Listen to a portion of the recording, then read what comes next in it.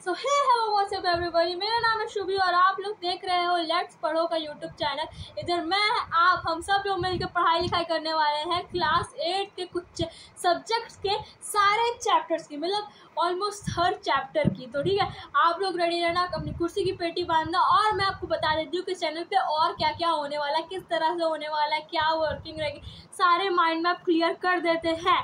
और पहली बात, मुझे ना फेक रहना पसंद नहीं है ना, मैं जैसी हूँ मैं वैसे वीडियो में दिखा दूंगी। ठीक है, तो तुम लोग सुनो बस मेरी बात और क्या होने वाला है मैं बताती हूँ, बस तुम लोग समझो मेरी बात। तो क्लास 8 अभी भी जितने लोग देख रहे हैं ऑलमोस्ट सारे के सारे क्लास 8 से होंगे। ठीक है, सारे 8 से होंगे। तो 8th में क्या होता है, लोगों का स्टैंडर्ड थोड़ा सा बढ़ जाता है। ठीक है, थोड़ा या बहुत बढ़ जाता है, उसके बाद 9th आता है, भाई हम लोग सीनियर्स हो जाते हैं। तो अभी आप लोग 8th में हो तो आप लोगों को 8th से ध्यान देना पड़ेगा। तो वही चीज़ है, मुझे आपको मिलकर सबको पढ़ना पड़ेगा। मैं पढ़ाऊँगी क्या, मैं आपको थोड़ा सा एक व्यू दूंगी, आप लोग उसको अपने व्यू में डालना, उसको विजुअलाइज करना, and this is all how things turn to be boom bye छोड़ देंगे। तो हाँ, सबसे पहले तो मैं बता देती हूँ कौन कौन सा सब्जेक्ट हम लोग कवर करने वाला है। तो सबसे पहला होने वाला है biology, chemistry, physics, history, civics and geography. ये 6 सब्जेक्ट हम लोग कवर करने वाले हैं। यानी आप साइंस और एसएसटी की फिक्र तो छोड़ दो, ठीक है, एकदम ऐसे बूम छोड़ दो। लेकिन थोड़ी बहुत रखना यार, अगर फिक्र नहीं रखोगे तो थोड़ा सा आओगे कैसे, वीडियो कैसे देखोगे ना। तो देखोगे क्या होता है। सबसे पहले तो मैं आपको नोट प्रोवाइड कर सकती हूँ। मैं आपको उस चैप्टर से हर एक लाइन जो है बुक से, उससे क्वेश्चन बना के दे सकती हूँ, उसके आंसर को डिस्कस करवा सकती हूँ, एंड थोड़ा सा आपसे कह सकती हूँ कि हम लोग सेल्फ स्टडी कर लो बस। तो देखो, चैप्टर 1 जो है बायोलॉजी का, which is crop production and management. तो ये वाला चैप्टर हम लोग कवर करने वाले हैं। देखो, सब लोगों के ऑलमोस्ट शुरू हो गए हैं सेशंस, क्लास 8 के सारे स्कूल में शुरू हो गए हैं। तो क्या होने वाला, पहला जो चैप्टर है ना, उसमें से सब लोग ने एक्सप्लेनेशन पढ़ लिया। अगर नहीं पढ़ी है तो हमें बता देना, मैं उसको भी कर दूंगी। बट फिलहाल अब मैं क्या करने वाली हूँ, मैंने ना कुछ क्वेश्चंस निकाल लिए बुक में से। जनरली मैं इस पैटर्न पे चलती नहीं हूँ, मेरा पैटर्न क्या रहता है मैं आपको बताती हूँ। सबसे पहले तो मैं बुक लेती हूँ, ठीक है, मैं उससे खुद एनालाइज करती हूँ, उसे खुद पढ़ती हूँ, देन मैं उसके नोट्स बनाती हूँ। ठीक है, नोट्स आप लोगों को टेलीग्राम पे प्रोवाइड हो जाएंगे। ठीक है, टेलीग्राम में आपको जल्दी बता दूंगी, अगले वीडियो में मैं भी बता दूंगी कि मेरा टेलीग्राम है क्या। आप लोग टेलीग्राम पे जाके देख सकते हो, अभी मैं कमेंट या डिस्क्रिप्शन में भी कहीं भी डाल दूंगी, आप लोग एक बार चेक जरूर कर लेना प्लीज़। तो मैं बता दूंगी, टेलीग्राम पे नोट्स आपको मिल जाएंगे, प्रॉपर मास्टर नोट्स हैं हर एक चीज़। ठीक है, फिर नोट्स मिल जाएंगे। देन मैं क्या करती हूँ, मैं बुक लेती हूँ। ठीक है, बुक के हर एक पैरा को पढ़ूंगी एंड देन आपको एक्सप्लेन करूंगी, एंड देन उसमें से क्वेश्चन एक्सट्रैक्ट करूंगी। क्योंकि अगर हम लोग एग्जामिनर के व्यू से देखेंगे ना, तो वो हम लोग के लिए बेटर हो जाएगा कि इसमें से क्या क्या क्वेश्चन निकल सकते हैं, तो हम लोग उसको निकाल लेंगे और उसमें से बेटर व्यू निकलेगा। सही बात है ना, बोलो हाँ कि नहीं, हाँ कि नहीं, सुनाई दिया मैं?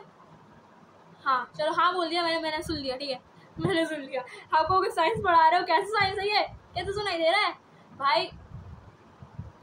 दिल से दिल का कनेक्शन, यू नो, पता ही होगा 8th में पहुंच गए हो यार। तो हाँ, तो अभी इस चैप्टर में क्या होने वाला है, जो चैप्टर 1 है बायोलॉजी का, which is crop production and management, तो इसका जो एक्सप्लेनेशन है वो मैं नहीं कर रही।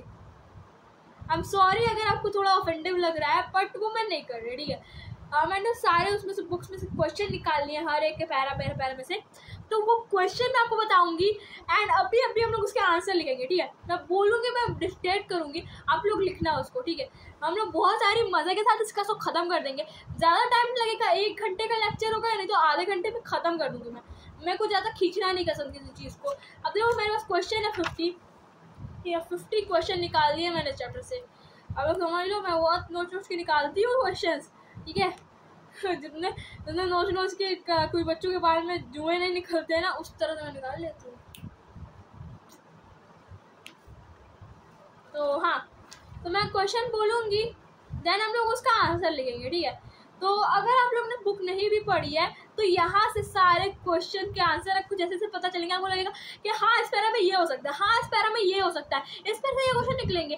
तो आप लोग क्या करो, सबसे पहले एक कॉपी ले लो, नहीं तो मैं टेलीग्राम पे से भी प्रोवाइड कर दूँगी, कोई दिक्कत की बात नहीं है। लेकिन आप लोग एक कॉपी ले लो, क्योंकि आपके लिए वो अपने नोट्स हो जाएंगे, और अपने notes are the best notes. मैं अपने नोट्स को बेचना चाहूँगी, मैं अपने नोट्स को वो करना चाहूँगी, क्या कहते हैं उसे, एडवर्टाइज करना चाहूँगी। लेकिन लेकिन लेकिन अपने नोट्स होते हैं, ठीक है। मेरे नोट्स जो मैंने खुद बनाए हैं वो मेरे लिए बहुत बेनिफिशियल, क्योंकि वो मेरे वर्ड्स में है। आपने जो अपने बनाया है वो आपके लिए बहुत बेनिफिशियल, क्योंकि वो आपके वर्ड्स में है। मेरे और आपके बीच में ना वो वाला साधन नहीं बढ़ेगा, ठीक है। मैं क्या करूँगी, होप है कि आप लोग को मज़ा आएगा यार, क्योंकि बस मेरा यही एक लक्ष्य है कि आपको एजुकेशन मिले, मुझे एजुकेशन मिले, क्योंकि ज्ञान बांटने से बढ़ता है ना। सुना ही होगा आपने ये कहावत, तो नहीं सुना है तो भाई किस दुनिया में जीते हो यार। और बच्चों इन द हाउस, तो सबसे पहले आप लोग लेंगे अपनी एक पेन और एक कॉपी, मेरे क्वेश्चन को ध्यान से सुनिएगा और अपने आंसर बताइएगा, ठीक है। चलिए भाई, मैं यहाँ टॉपिक लिख देती हूँ, आंसर्स। ठीक है, आंसर लिख दिया मैंने। बहुत ज़्यादा अमिताभ बच्चन जी हो गए। चलो, तो मैं बताती हूँ, मैंने पहला क्वेश्चन क्या लिखा है, आप लोग नोट करो, मैं बताती हूँ। फर्स्ट क्वेश्चन है, till what BCE people were nomadic. Till what BCE people were nomadic. This is a simple question. तो सबसे पहले पैरा में क्वेश्चन था, तो मैंने इधर से एक क्वेश्चन निकाला ना, देखा आपने कि एकदम नीले वाले बक्से तो हम लोग इग्नोर कर देते कि छोड़ो भाड़ में जाए। भाई इग्नोर नहीं करना है, मेरे साथ रहोगे कोई चीज़ इग्नोर नहीं होगी, मैं बता रही हूँ। तो क्वेश्चन था, till what BCE people were nomadic, ठीक है। तो द आंसर इज 10,000। लिखो जल्दी से, लिखो 10,000। जिसे पता था उसके लिए क्लैपिंग, और जिसे नहीं पता था कोई बात नहीं यार, आप यहाँ आए क्यों, थोड़ी नॉलेज गेन करने, ठीक है, तो कर लो, कोई दिक्कत की बात नहीं है, अभी तो सेशन शुरू हुआ है। चलो आंसर 2, क्वेश्चन तो पहले पढ़ दूँ। आंसर 2, मैं क्वेश्चन तो पढ़ दूँ। आंसर 2, मैं क्वेश्चन तो पढ़ दूँ। What is agriculture? किसी को भी पता हो तो मेरे को जल्दी से कमेंट सेक्शन में बताओ। What is agriculture? आपके हिसाब से एग्रीकल्चर क्या होता है? आप लोग सोचो, मैं आपको 5 सेकंड का टाइम देती हूँ। 5 4 3 2 1 एंड 0। तो कहीं ने बता दिया होगा, कहीं ने नहीं बताया होगा, कोई बात नहीं। अगेन नो फिकर नो फियर, मैं शुभ ही बस। तो मैं बताती हूँ क्या होता है एग्रीकल्चर। देखो, agriculture is a branch that deals with culture and cultivation of plants and animals, ठीक है। Agriculture is a branch that deals with culture and cultivation of plants and animals, ठीक है। और आपने सुना होगा कि एग्रीकल्चर प्रैक्टिस हो रहा है, एग्रीकल्चर प्रैक्टिस हो रहा है। तो एग्रीकल्चर प्रैक्टिस हो रहा है, इसका मतलब है कि जो कल्टीवेशन यानी बहुत सारे लार्ज स्केल पे प्लांट्स अगर कल्टीवेट हो रहे हैं तो उसको एग्रीकल्चर ही कहेंगे। तो आंसर हम लोग लिखेंगे यहाँ पे, agriculture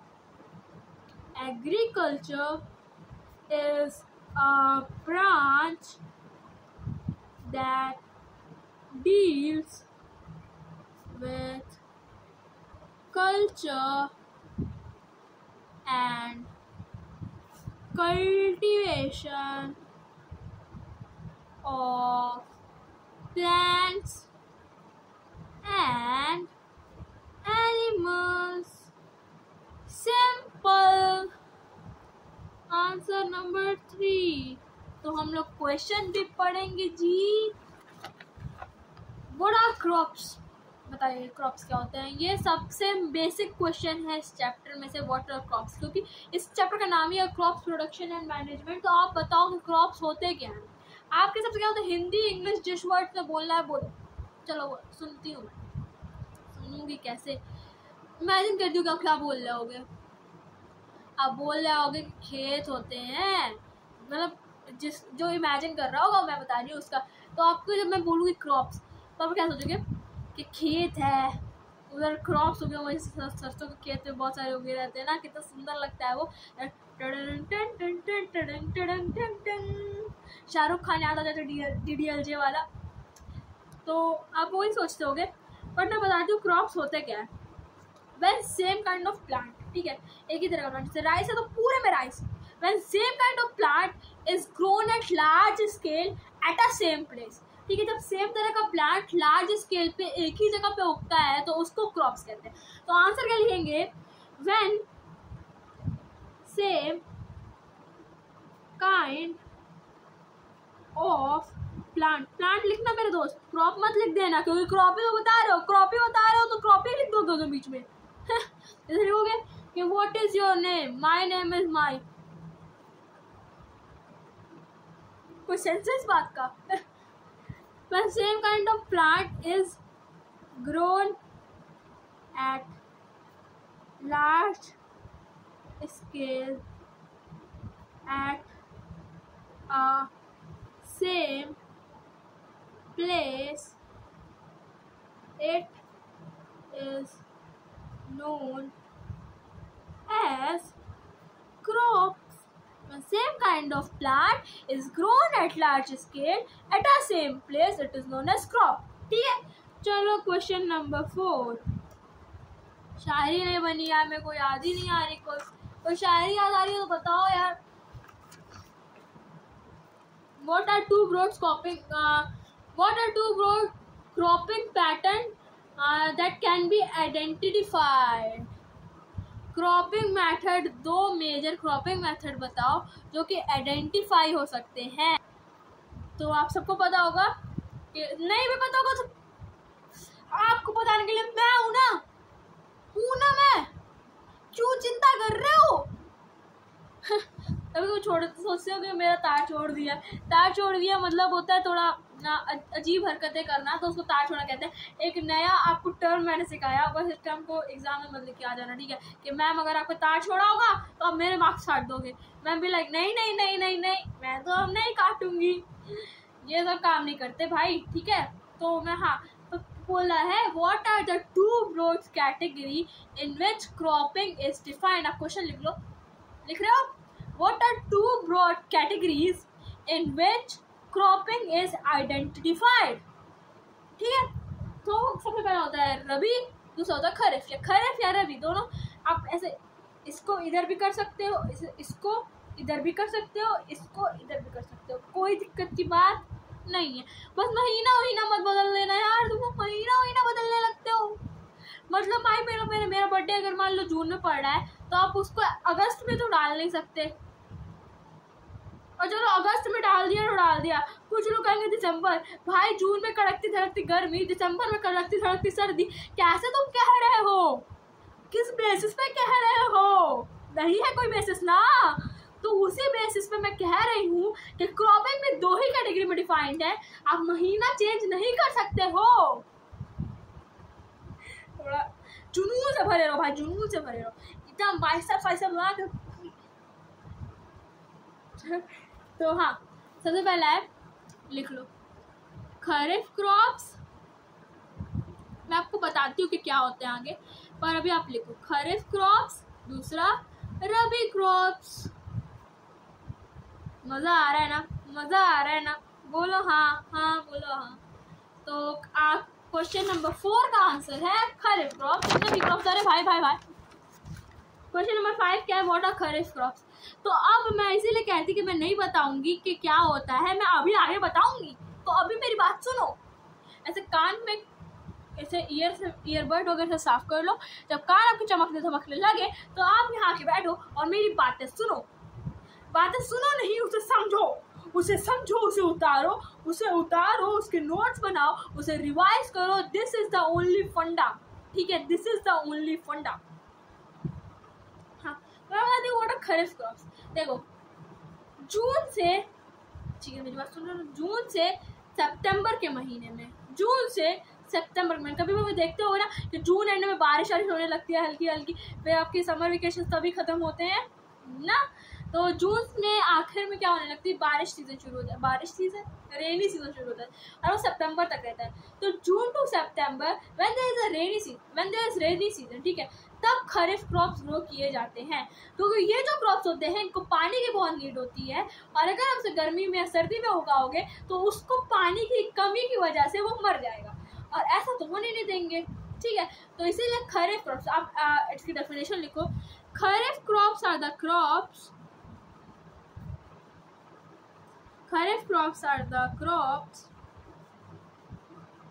which are grown in month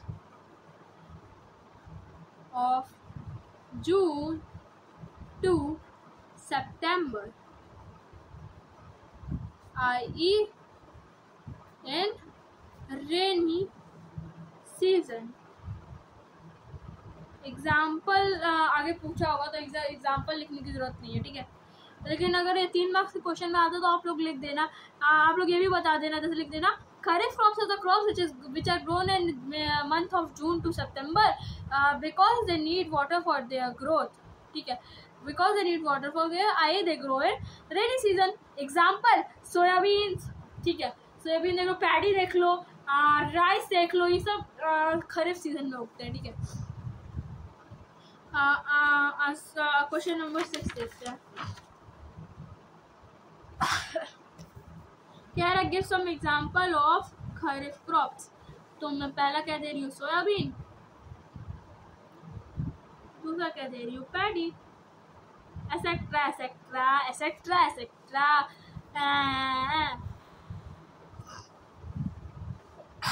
sorry. Question number 7. What are Rabi crops? The Rabi crops are the crops. Rabi crops are the crops which are grown between the month of October to मार्च, ठीक है। अक्टूबर to मार्च, इसी season में generally आप देखोगे कि रबी crops उगते हैं, क्योंकि इसमें विंटर सीजन चलता है। तो अभी इसका 8th क्वेश्चन जाहिर सी बात है बोलेगा कि एग्जांपल बताओ, लेकिन फिर भी हम लोग श्योरिटी देखते हैं भैया, श्योरिटी देखने का। गिव सम एग्जांपल ऑफ रबी, अभी नहीं देखते तो मान लो गलत हो जाए तो मैं लिखो mustard. Mustard is a very good example. आप लिख लो ग्राम, पी भी लिख सकते हो, मैं ग्राम भी लिख दे रही हूँ, और फिर मैं डॉट डॉट डॉट कर दे रही हूँ, एसेट्रा एसेट्रा एसेट्रा। फिर क्वेश्चन नंबर 9 का आंसर, क्वेश्चन नंबर 9 क्या है पहले देख लूँ। Dash and trash and grown in summers. तो देखो अभी ऐसा हो गया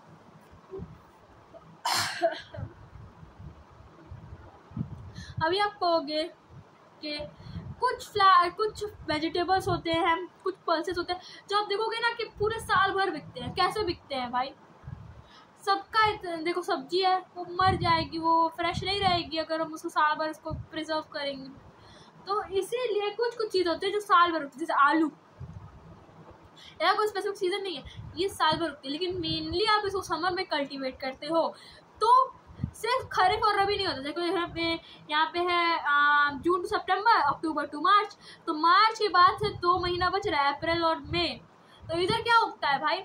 इधर वेजिटेबल और पल्सेस उगते हैं। तो यहाँ जो डैशेस था, dash and dash are grown in summer season, तो आप लोग लिख सकते हो पल्सेस एंड वेजिटेबल्स।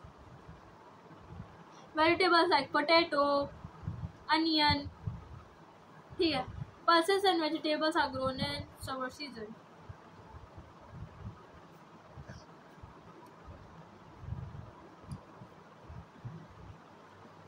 ठीक है। आंसर नंबर 10 देखो भैया, देखो, name the agricultural practices. Name the agricultural practices. तो एक्चुअली मेरे को थोड़ी प्यास लग गई थी, तो I was just there to drink water. आपको भी लगे तो आप तुरंत इमीडिएटली वीडियो को पॉज कर सकते हो, क्योंकि हाइड्रेटेड रहना बहुत ज़रूरी है, क्योंकि इतनी ज़्यादा गर्मी इस समय है। तो आप लोग हाइड्रेटेड तो रहने ही चाहिए ना, एनर्जी डाउन हो जाएगी नहीं तो क्वेश्चन नंबर 10 पे, हाँ, तो पूछा था व्हाट आर एग्रीकल्चर प्रैक्टिसेस। क्या बताती हूँ व्हाट आर एग्रीकल्चर प्रैक्टिसेस? देखो सबसे पहले अगर आपको कोई भी क्रॉप उगाना है, ऐसे नहीं उगा सकते, तो मैं बता दी हूँ। मैं पहले स्टेप्स आप लोग लिखो, मैं बता दी हूँ, फिर इसको एक्सप्लेन करूँगी एक एक करके, ठीक है। सबसे पहला step is preparation of soil. Preparation of soil. Second step is sowing. Third step is, किसी को पता है? Adding manure and fertilisers. Manures and fertilisers. अब यहाँ बहुत इंटरेस्टिंग क्वेश्चन है, फिर फुट के निकलेंगे ना तो बुक है ये कुछ होता तो पढ़े हम। फिर irrigation, fourth step is irrigation, fifth step is harvesting, नहीं जी फिफ्थ स्टेप होता है हाँ प्रोटेक्शन फ्रॉम वीड्स, मैं फिफ्थ स्टेप पे खा गई। प्रिपरेशन सॉरी प्रिपरेशन लिख दी मैं, थोड़ा ज़्यादा बात करने में व्यस्त थी। फर्स्ट स्टेप है preparation of soil, second is soiling, third is adding manures and fertiliser, fourth is irrigation, fifth is protection from weeds. आप लोग जानते हो वीड्स क्या होते हैं? नहीं जानते, मैं हूँ बताऊंगी चलो। सिक्स्थ स्टेप इज हार्वेस्टिंग,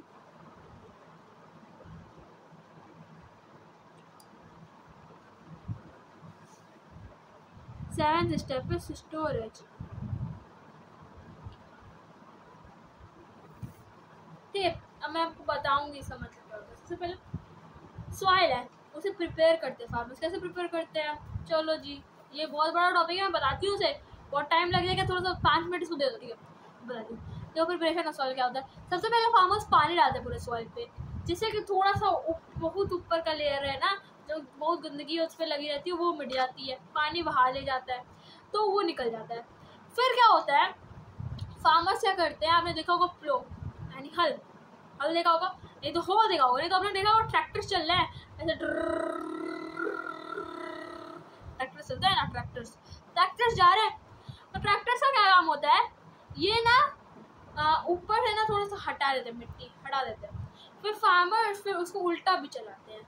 इससे क्या होता है, जैसे कि मान लो मेरे पास है एक गिलास पानी, ठीक है, मैंने क्या किया उसके अंदर चीनी डाल दी, ठीक है मैंने चीनी डाल दी, अब मुझे चीनी को मिक्स करना पड़ेगा ना, ठीक है, तो इसका मतलब होता है जैसे कि ह्यूमस वगैरह है जो कुछ अपर उसमें है सॉइल के, उसको पूरे उसमें मिक्स करना पड़ेगा ताकि प्लांट की ग्रोथ अच्छे से हो।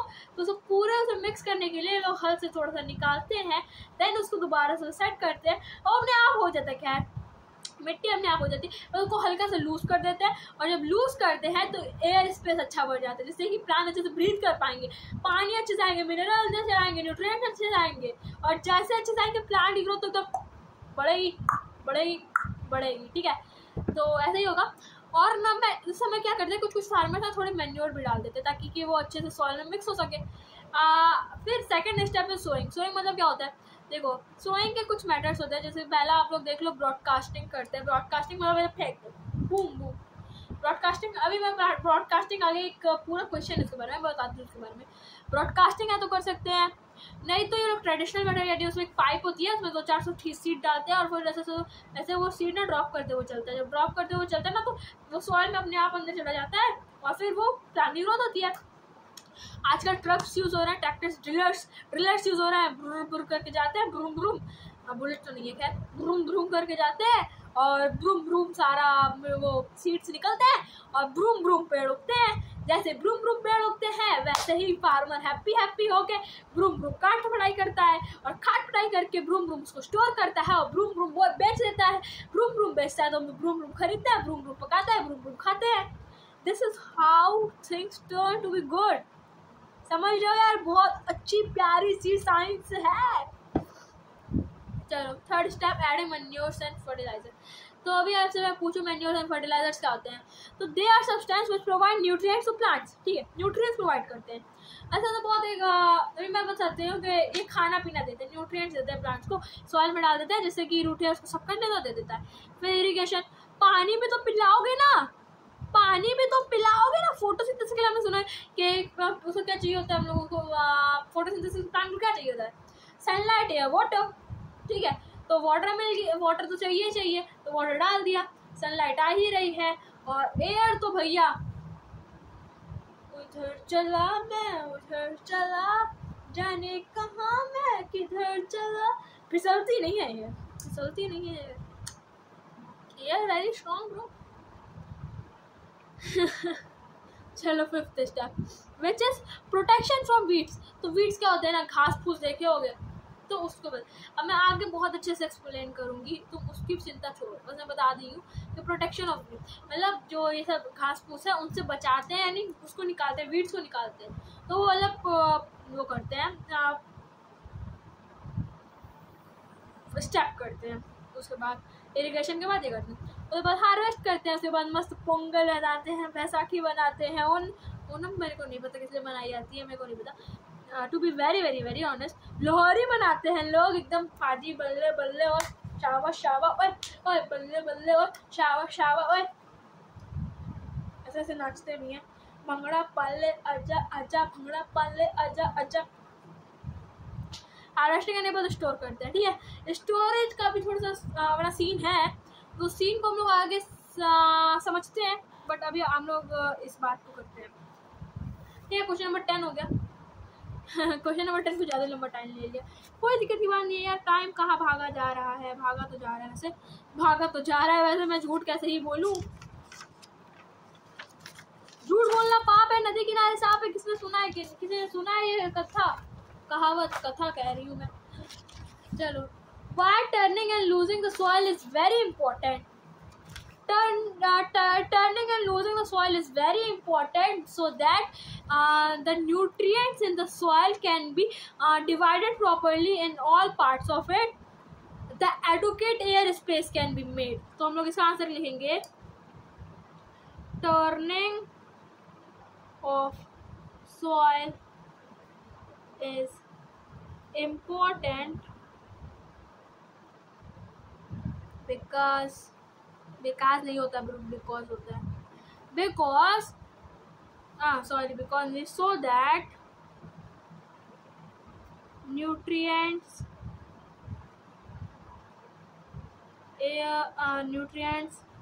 water और क्या होता है, मैंने कुछ मैं बोलने जा रही थी, मैं भूल गई। न्यूट्रिएंट्स, वाटर और humus etc. can be well distributed and adequate air space can be made. अच्छा कहता है एयर स्पेस है, तो मस्त सांस वास लेगा, मस्त एकदम घास फूस खा के, मस्त। घास फूस नहीं खाता, घास फूस कैसे खा सकते हैं। चलो क्वेश्चन नंबर 12 देखते हैं। The process of turning and losing the soil is called, किसे किसे पता है, बताओ जल्दी से मेरे को, आवाज आ रही है जी? हाँ, the process of turning and losing the soil is known as tilling and plowing. यानी जब सॉइल को लूज करते हैं तो हल चला के करते हैं, जो कि फ्लो से होता है, फ्लोइंग, ठीक है। Tiling and ploughing. तो अगर आपसे पूछे प्रिपरेशन ऑफ सॉइल में क्या होती है, तो सबसे पहले वाटरिंग होती है, देन टाइलिंग एंड प्लोइंग होती है, होती है व्हाटएवर। कई लोग मेरे से झगड़ा करने लगेंगे, नहीं गलत बोल दिया। बेटा बात सुनो यार, इतना हड़बड़ी में नहीं रहा जाता है, ठीक है। सबका ओपिनियन सुनो, देन उसके ऊपर कमेंट करो, साफ सीधी बात। प्रश्न 13 देखते हैं। प्रश्न 13 कह रहा है, the plot field have big crumbs of soil called crumbs. इसको क्रम्स कहते हैं, ठीक है। क्या होता है, बड़े बड़े मिट्टी कैसे बन जाते हैं, जिसको तोड़ना बहुत नेसेसरी होता है, क्योंकि उसके अंदर भी न्यूट्रिएंट्स है भाई। जैसे कि मान लो आपको मैं रोटी के फॉर्म में दे रही हूँ कोई चीज़, ठीक है ना, अगर मैं आटा ही दे दूँगी तो कैसा लगेगा आपको, तो उसको भी आटा नहीं, यानी क्रम्स नहीं चाहिए, यानी क्रम्स नहीं चाहिए उससे भैया, मतलब बकायदा न्यूट्रिएंट्स चाहिए, एकदम टूटे टूटे फॉर्म में न्यूट्रिएंट्स चाहिए। तो इसको हम लोग कहते हैं क्रम्स। क्या कहते हैं? क्रम्स कहते हैं। The big clumps are known as crumbs. प्रश्न 14 पे चलते हैं। Name the instrument used in plowing the field. जितने इंस्ट्रूमेंट्स आपको पता है, मैं आपको नहीं बताती रही हूँ। तो पहला आप लोग लिखो प्लो, दूसरा लिखो हो, तीसरा लिखो कल्टीवेटर। कल्टीवेटर बोले तो ट्रैक्टर। एकदम बायस नहीं रहने का आंसर देने में, मुंह पे बोलने का जो है। अपुन भाई मुन्ना भाई के फैन है नहीं है यार, बस बात है। तो क्वेश्चन नंबर 15 देखो, the ancient method of tiling is by. Ancient method जो होता था वो टाइलिंग करने का, वो होता था प्लो से। वो प्लो होता था ना, हमने देखा था हल होते थे ऐसे से फार्म चलाते, बरसो रे मेघा मेघा बरसो रे मेघा मेघा बरसो रे मेघा बरसो।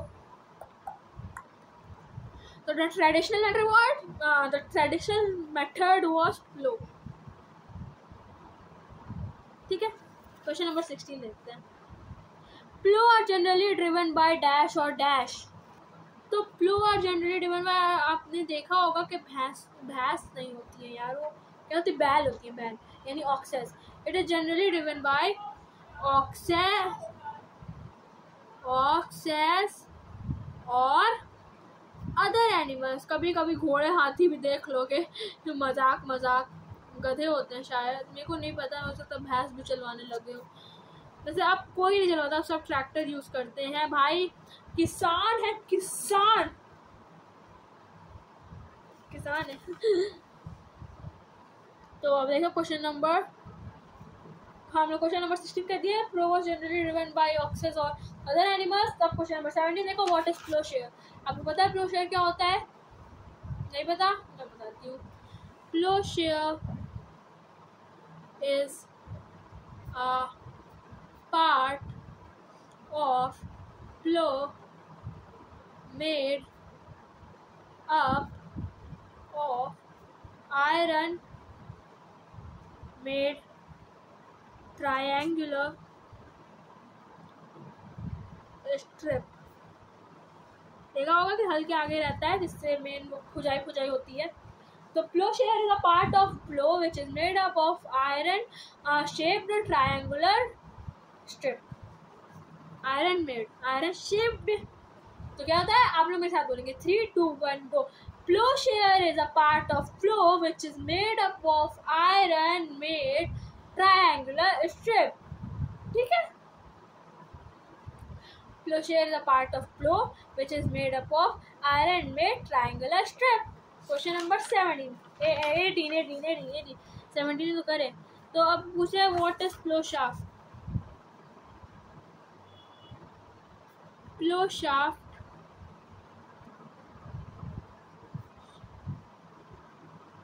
Shaft is a part of plow made up of wood or metal which is for the balance of it. It is for the balance of flow. डंडी है भाई। चलो क्वेश्चन नंबर 19 देखेंगे। हो इज यूज फॉर। हो किस लिए use होता है? जाहिर सी बात है, टाइलिंग के लिए यूज होता है ना। इसका आंसर होगा, लेकिन प्रॉपर इसका आंसर होगा हो is used for removing weeds and loosening the soil.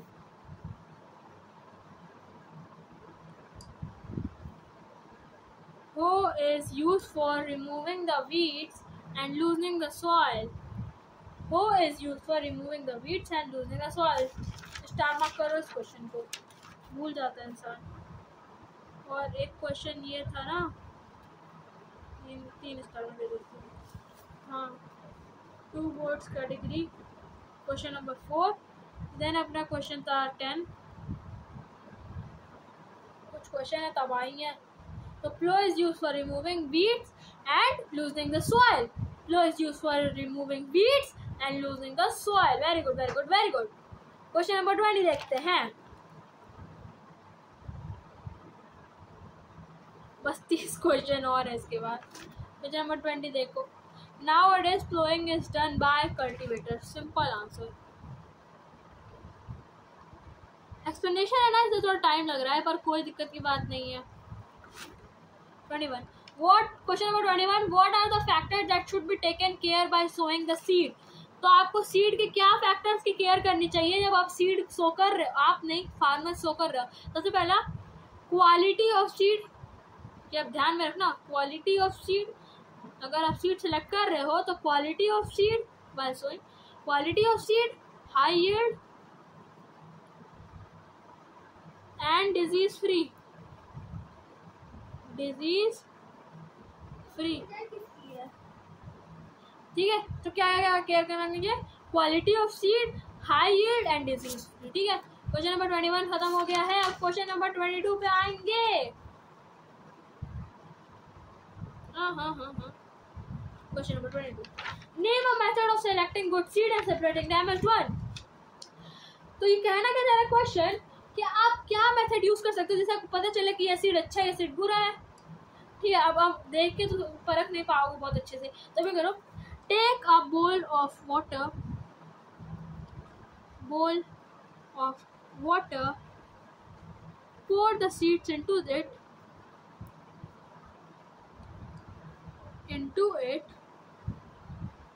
If the seeds are damaged, they will float on the water because they will become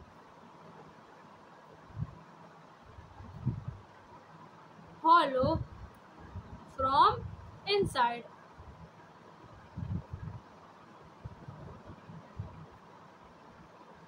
तो पानी में डालो और अगर तैर रहा है तो वो अंदर से हॉलो यानी वो डैमेज्ड है. Question number 23. Name 3 important tools for sowing the seed. सबसे पहला अपना होता है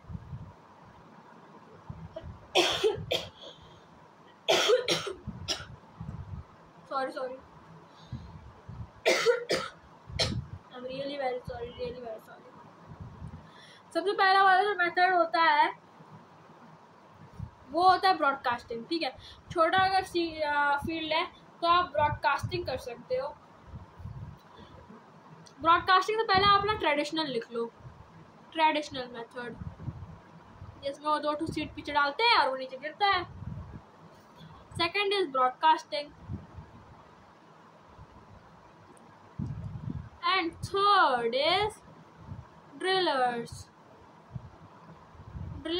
traditional and broadcasting.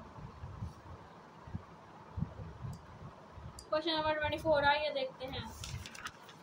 What are seed drills? So, seed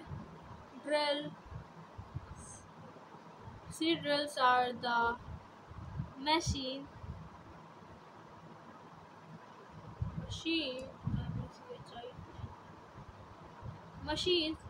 which carry seeds into it and while moving forward they drop the seeds back and the seeds germinate. थोड़ी care तो करनी पड़ती है of course. Answer number 25. Question देख लेते हैं क्या है. बस हम लोगों को 25 और क्वेश्चन करने हैं दोस्तों. Half way to go more. What is broadcasting? In small fields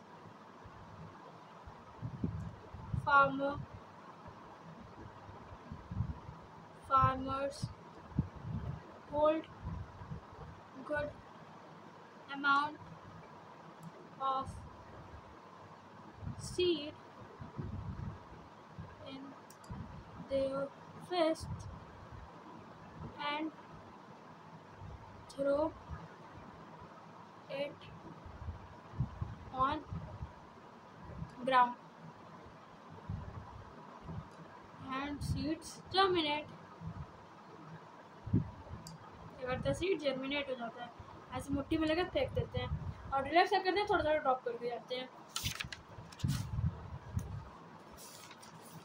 question number 26, what are fertilisers and manures. उससे पहले मैं जरा छोटे से ब्रेक से आती हूँ, ठीक है, 2 मिनट के ब्रेक से। बैक एंड बैक, थोड़ा नारियल खाया है।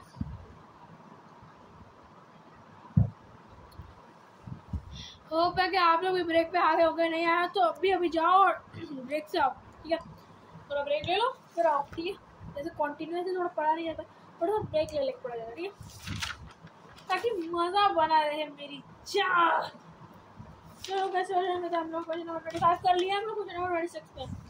Alright, so how you guys are feeling by studying by me, specially me. अब क्या लगता है कि आपके बायोलॉजी वाले टीचर अच्छा पढ़ाते हैं मेरे से कि नहीं? हो सके पढ़ाते भी हो, क्योंकि मैं उतनी एक्सपीरियंस नहीं हूँ यार, मेरे को नहीं आता, एक्सपीरियंस नहीं है मेरे पास। चलिए होता है वो, ठीक है। तो यहाँ पूछा what are fertilisers and manures. Question number 26 is what are fertilisers and manures. Fertilisers and manures are the substance which provides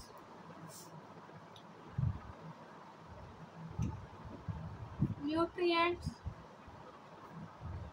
to the soil, ठीक है। Manures and fertilizers are the substance which provides nutrients to the soil.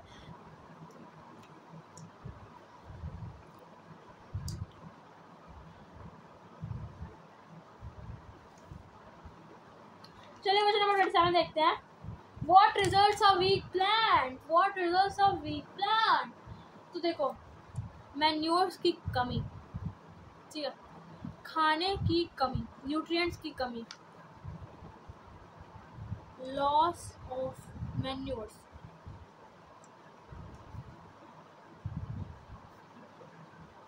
Nutrients,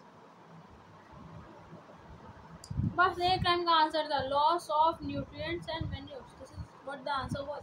question number 28 देखो, what are manures. अब ऐसा पूछा what are manures, तो manures are the organic substance which is made by decomposition of animals and plants. Humus सुना है तुम लोगों ने? ह्यूमस सुना होगा सबने, वही होता है ये। इसका हम लोग डेफिनेशन बोलेंगे तो क्या बोलेंगे, देखो, फर्टिलाइजर एंड मैन्योर का डेफिनेशन पूछो तो कहेंगे it is a substance which provides nutrients to the soil, ठीक है। अगर सॉइल को प्रोवाइड करते हो, प्लांट को प्रोवाइड करते हैं। मैन्योर क्या होता है? Manure is a organic substance which is made by decomposition of plants and animals, ठीक है। चलो क्वेश्चन नंबर 29 देखो, what are vermicompost? Vermicompost is kind of manure. Vermicompost is type of manure which is made by kitchen waste, which is decomposed by earthworms. तो आपको मैं बता देती हूँ क्या होता है। तो किचन वेस्ट होता है, वो किचन का होता है, मतलब लीव्स पत्ती से बना रहता है, तो उसे अर्थवॉर्म को छोड़ते हैं, अर्थवॉर्म को खा पी लेते हैं, तो फिर उसको ह्यूमस बना देते हैं, और ह्यूमस एक मैन्योर है, ठीक है। इसको वर्मी कंपोस्ट कहते हैं। क्वेश्चन नंबर 30 देखो जी। क्वेश्चन नंबर 30 बोला what are green manure. Some plants are grown and when they are kind of they are not too big, they are small plants. When they are small plants, farmers decompose it.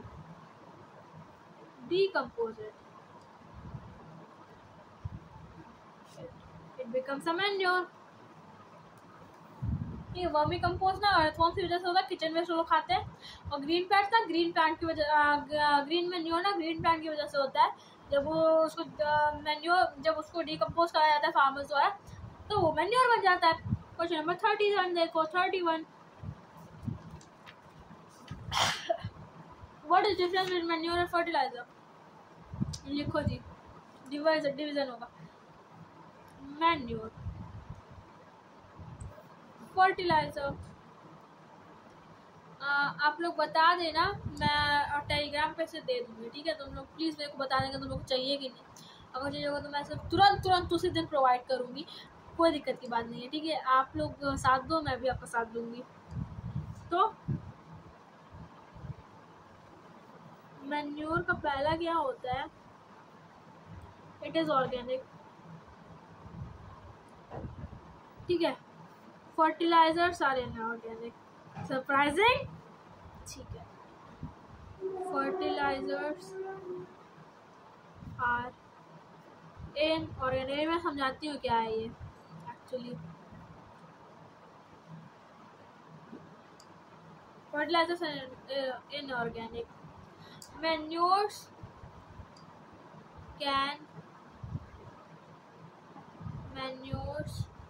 can be made in field by farmers. Cow dung भी होता है, जो vermicompost, green manure and cow dung is kind of manure. Fertilisers are made in factories,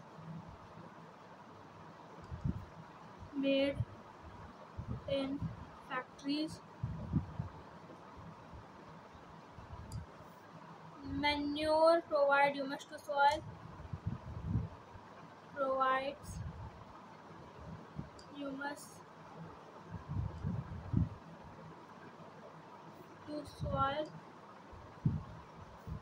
Fertilizers don't provide humus to soil. Don't लिख देनी मैं, fertilizers don't। फिर fourth देखो, तो फोर्थ होता है manures are having more nutrients,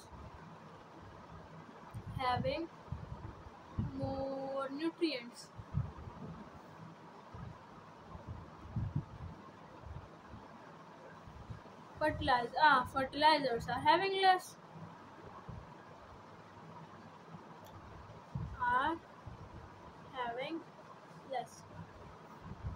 देखो fertiliser क्या होता है, देखो मैन्योर जो है फर्टिलाइजर, देखो मैं बता दी क्या होता है।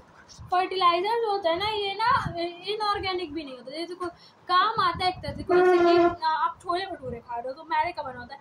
मैदा हेल्दी होता है लेकिन एक हद तक, अगर हद से बाहर जाओगे तो देखो वो खराब करेगा। पिछला जो साल था क्लास 7 उसमें एक चैप्टर था सॉइल, उधर क्वेश्चन था कि आप कैसे सॉइल पॉल्यूशन को रोक सकते हो। कहा उसमें मैंने मेरे नोटबुक में कुछ आंसर लिखे थे, जो कि था कि प्लास्टिक बैग को यूज़ मत करो, इंडस्ट्रियल वेस्ट को मत करो क्योंकि उसके अंदर एसिड्स वगैरह होते हैं। और तीसरा था कि फर्टिलाइजर्स और केमिकल्स को कम आते हैं। मैंने क्यों नहीं लिखा मैन्योर को, क्यों नहीं लिखा बताओ, मैं बताती हूँ। देखो आपको पता तो आप बताओ, मैं को पता, नहीं पता तो मैं हूँ ना यार, नो फिकर no fear when sugar is here. तो फर्टिलाइजर्स इसलिए क्योंकि फर्टिलाइजर्स ना केमिकल कंपोनेंट से बने होते हैं, कि कुछ हद तक न्यूट्रिएंट्स प्रोवाइड करते हैं। ज़्यादा करोगे तो अंदर से खोखला कर देंगे मिट्टी को, फिर वो मिट्टी ख़राब हो जाएगी, ठीक है। और मिट्टी को बनने में बहुत साल लगता है, आपको सबको पता है कि सॉइल को बनने में हंड्रेड्स ऑफ ईयर लगते हैं, पर वो रिन्यूएबल है, ठीक है। और मैन्योर क्या होता है, मैन्योर इज लाइक दाल चावल खा सकते हो, रोज रोज खा सकते हो, कोई दिक्कत नहीं है। तो लेकिन ना हर चीज़ कम मात्रा में, क्योंकि ज़्यादा खा लोगे तो ओबेसिटी को वो भी लीड करेगा, हार्ट अटैक को वो भी लीड करेगा, इसलिए हर चीज़ हद में करो, ठीक है। This is all it is about. तो क्वेश्चन नंबर 32 देखते हैं। हाँ, व्हाट इज क्रॉप रोटेशन? आपको पता है क्रॉप रोटेशन क्या होती है? Growing the crops alternate, growing the crops in alternate seasons, ठीक है। जैसे example, growing rabi crops and then kharif. समझिए, तो देखो क्या होता है क्रॉप रोटेशन में, क्या होता है ना, हर सीजन में आप लोग ग्रो कर सकते हो, बस ना ऐसे अल्टरनेट पे। जैसे कि इस सीजन में उगाया तो इसमें मत उगाओ, फिर इसमें उगा लो। जैसे कि क्या होता है खरीफ रबी एंड समर, तो खरीफ में उगा लो, रबी में मत उगाओ, समर में उगा लो, रबी में उगा लो, समर में मत उगाओ, रबी में खरीफ में उगा लो, ऐसा वाला चीज़ होता है। और इससे बहुत फ़ायदे भी हैं। देखो फर्टिलिटी सॉइल की बनी रहती है, क्योंकि उसमें न्यूट्रिएंट्स पड़ है, तो सॉइल फर्टाइल रहता है, उसको ना रेस्ट करने का भी टाइम मिल जाता है, रेस्ट करने का टाइम मिल जाता है, बोलो तो सेटल हो जाती है वो, दोबारा से अपने न्यूट्रिएंट्स उड़ाती है कि आ जा बेटा, हो गया तेरा काम, आ जा, चल आ जा। अभी हम लोगों को अगले सॉइल के लिए प्रिपेयर होने का, क्योंकि एग्जाम में भी खत्म होता है, तो आपको थोड़ा रेस्ट मिलना, फिर आप ना दूसरे एग्जाम के लिए तुम निकल भागो भागो भागो भागो, अब अगला एग्जाम फोड़ना है। This is how something it's work like, ठीक है। चलो नेक्स्ट क्वेश्चन 33।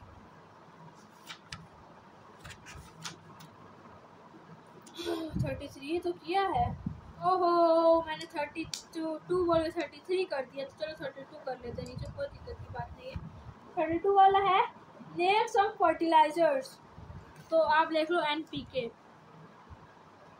नाइट्रोजन,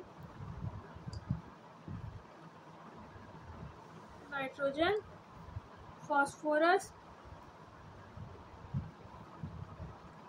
पता नहीं यार बोलते में नहीं आपने, पोटेशियम, नाइट्रोजन, फॉस्फोरस, पोटेशियम, ठीक है। दूसरा देख लो यूरिया ले लो, यूरिया होता है। देन आप ले लो पोटाश ये भी होता है, ठीक है। अब answer 34 question is what are benefits of crop rotation? पहला benefit, the source of income increase, the source of income increases,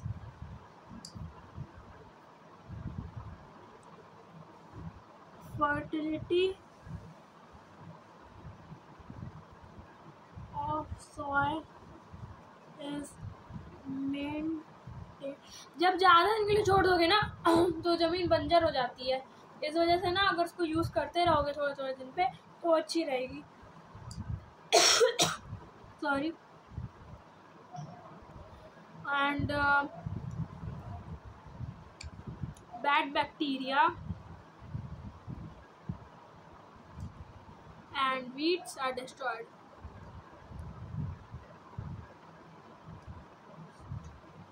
ठीक है। bad bacteria and weeds are destroyed, fertility of soil is maintained and good source of income। Question number 35 देख लीजिए। Question number 35 क्या है? रिजोबियम क्या provide करता है? क्या है? What does rhizobium provide plants? सबसे बड़ा है नाइट्रोजन, एक सेंटेंस में खत्म, नाइट्रोजन, ठीक है। चलो अब हम लोग नेक्स्ट पेज पे आ जाते हैं, मेरा पेज खत्म हो गया वाला, तो खोल लेती हूँ क्योंकि मेरा क्वेश्चन थोड़ा सा एडजस्टेबल है। हाँ ऐसे खोल लेती हूँ तो अभी ठीक है। तो क्वेश्चन नंबर है 36। हाँ 36 पे आ गए। What are advantages of manure? पहला एडवांटेज होता है कि water retention rate is increased,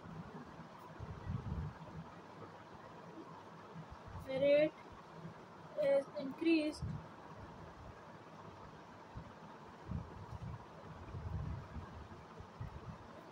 Nutrients is provided to soil. Nutrients is provided to plants.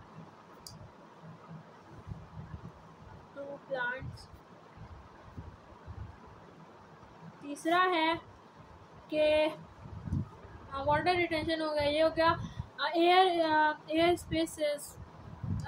Space increases.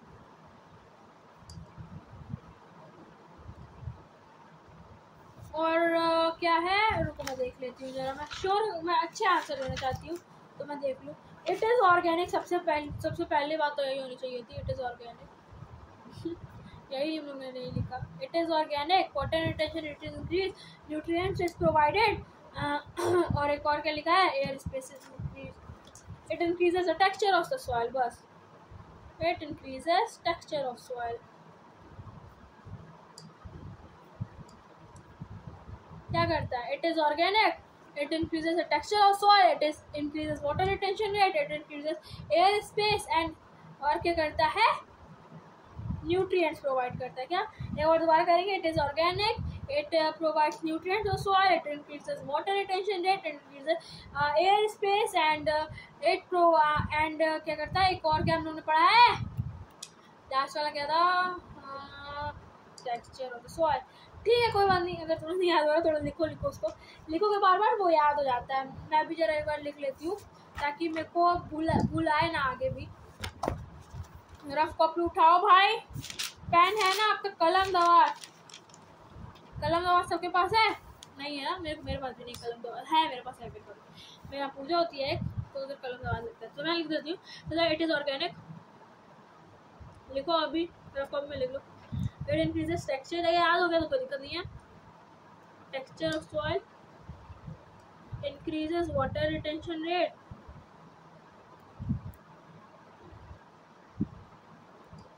Air space is increased. और it provides nutrients. ठीक है, हो गया. It provides nutrients. It is organic. It increases water retention rate and it increases in texture. देखो फिर texture, nutrients, water retention rate, air space and organic. 37th question देखते हैं.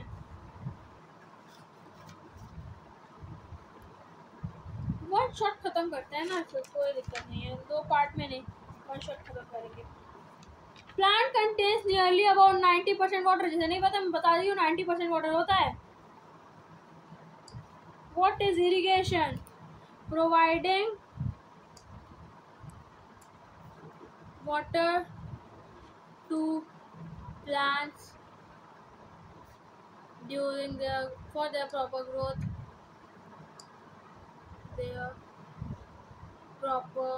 growth. Providing water to plants for their proper growth. Answer number 39 क्या होगा? Name a source of irrigation. तो source of irrigation में आप लोग देख लो, राहत होता है, ढेकली होता है, एक्सेट्रा.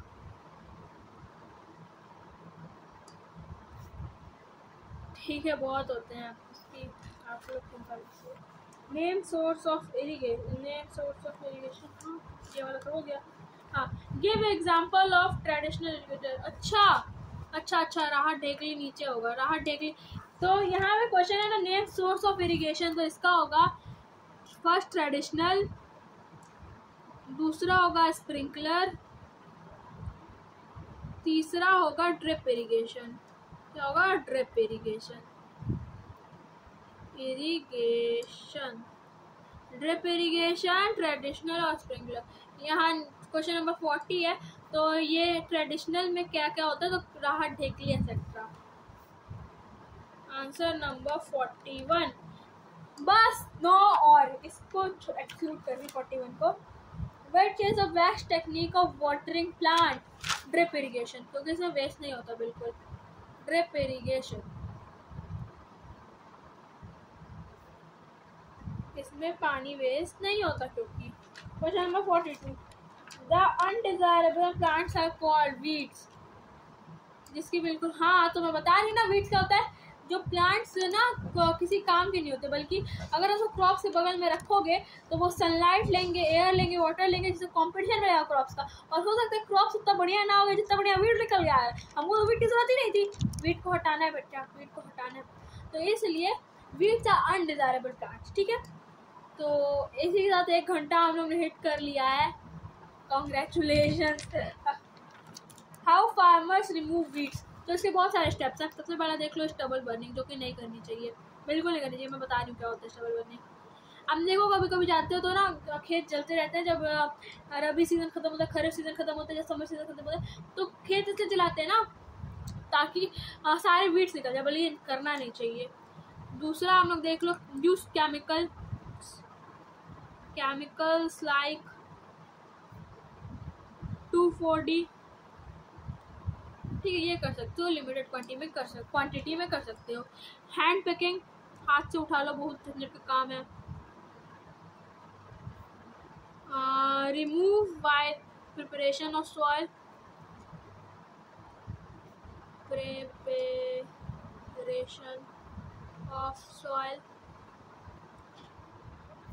पांचवा आप लोग कर सकते हो कि माइक्रोब्स ले सकते हो दैट ईट वीड, अनडिजायरेबल। तो हैंड पिकिंग कर सकते हो, केमिकल यूज कर सकते हो, स्टबल बर्निंग कर सकते हो, माइक्रोब्स को ला सकते हो। नहीं तो आप लोग क्या कर सकते हो, वो कर सकते हो, प्लांटिंग कर सकते हो, प्रिपरेशन कर समय हटा सकते हो, ठीक है। क्या कर सकते हो, stubble burning, chemical usage of like 2,4-D, then eating adopting some microbes who eat it, then हम लोग कर सकते हैं कि hand picking, then removing weeds by preparation of soil, ठीक है। Question number 44, what are weedicides? आपको पता है weedicides क्या होते हैं? Chemical used to remove weeds, this is weedicides।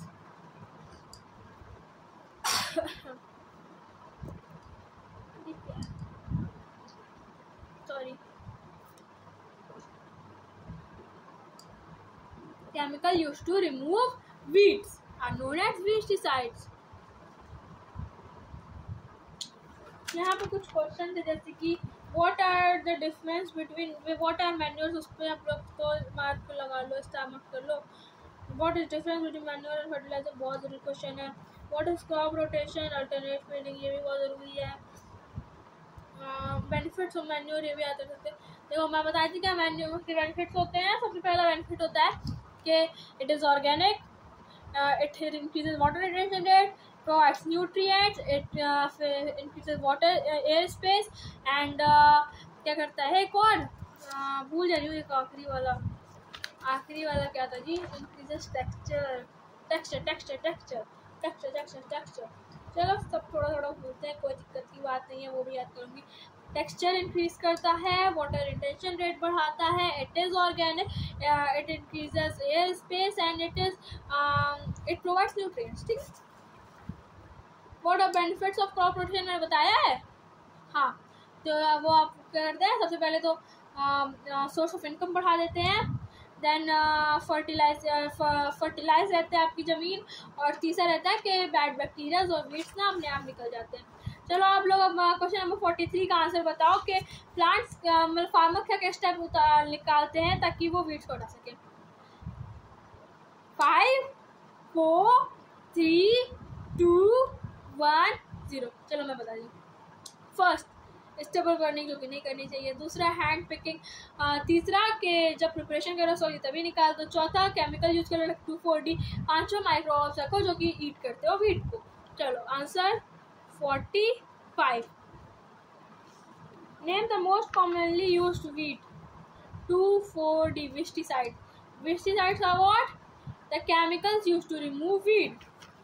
चलो क्वेश्चन नंबर 46 हो गया, नहीं जी, हाँ 46 पे आ गए। 46 पे आ गए। The process in which grains is needed to be separated from the crop, the process is called threshing. तो मैं बताती हूँ थ्रेशिंग क्या होती है। Threshing The process of removal of grain from the calf is known as threshing. देखो काफ जो होता है उसमें से जब हम लोग ग्रेन को निकालते हैं यानी हार्वेस्टिंग के बाद होता है, तो उसमें से जब ग्रेन को निकालते हैं यानी the process of removal of grain from the chaff is known as threshing. इस प्रोसेस को थ्रेशिंग कहते हैं. ठीक है. क्वेश्चन नंबर 47 देखो क्या है. What factors should be kept in mind while storing the grains? First, the surface should be dry.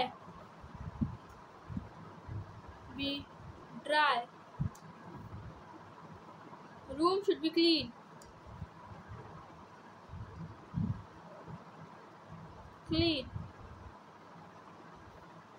It should be well ventilated.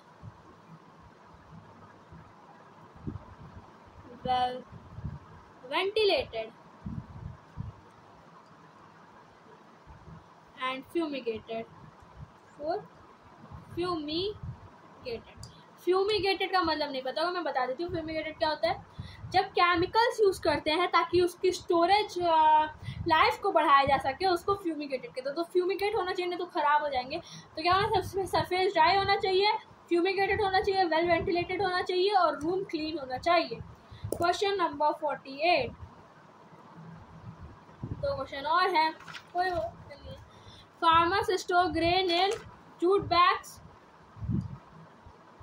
और मेटेलिक बिन्स. बीन्स नहीं, मेटेलिक बिन्स. जूट बैग और metallic beans. What is animal husbandry? Rearing animal for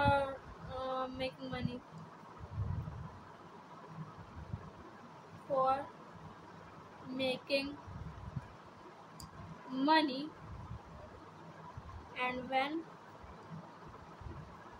it is practiced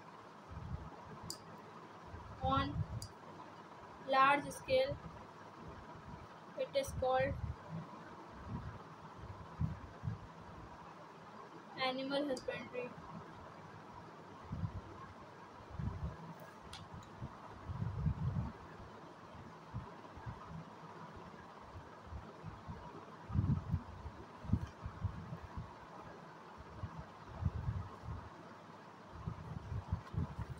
Question number 50 and last.